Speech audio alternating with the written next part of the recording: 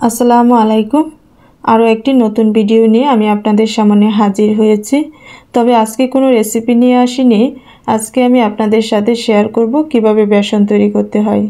সামনে রমজান মাস, আর রমজানে ইফতারি তৈরিতে গুরুত্বপূর্ণ উপাদানের তালিকায় রয়েছে বেসন। আর এই বেসন স্বাস্থ্যকর উপায়ে বাড়িতেই তৈরি করে নিতে পারেন আজকের আইডিয়া ফলো করে। এখানে বেসন তৈরি করার জন্য আমি নিয়ে নিয়েছি ছোলার ডাল, মসুরের ডাল,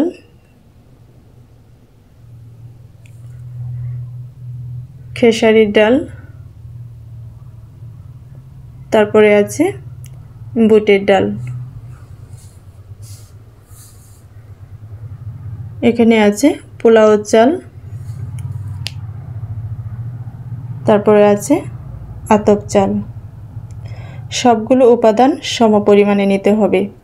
এখানে সবগুলো উপাদানই আমি ভালোভাবে পরিষ্কার করে নিয়েছি। এখন চুলায় একটি পাত্র বসিয়ে এক এক করে আমি সবগুলো উপাদান দিয়ে দিচ্ছি ভেজে নেওয়ার জন্য।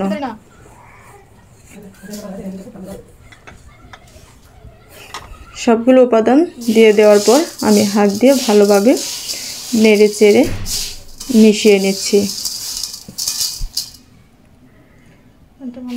তো এখান থেকে আমি কিছু পরিমাণ একটা পাত্রে উঠিয়ে নিচ্ছি।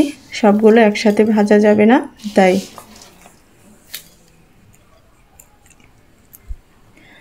এখন আমি মিডিয়াম আঁচে অনবরত নেড়ে চেড়ে মচমচে করে ভেজে নেব।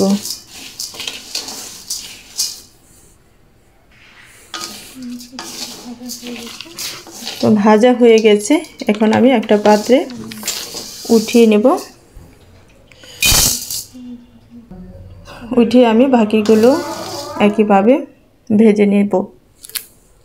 তো ভাজা হয়ে গেলে ঠান্ডা করে আমি একটা ব্লেন্ডারের জারে দিয়ে গুঁড়ো করে নিচ্ছি। আপনারা চাইলে বাইরে থেকে গুঁড়ো করে আনতে পারেন।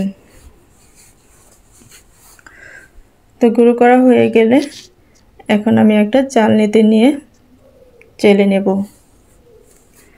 চেলে নেওয়ার পরে যে লাম্পসটা থাকবে সেটা আমি আবারও ব্লেন্ডারে দিয়ে গুঁড়ো করে নেব।